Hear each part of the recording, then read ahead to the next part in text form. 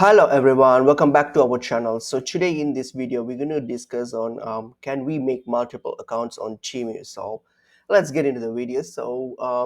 If you open up Temu, like if you're planning to use open up a multiple account on Temu. So if it's really legit, or it is, can you actually do it? Like the straight answer for this question will be a no.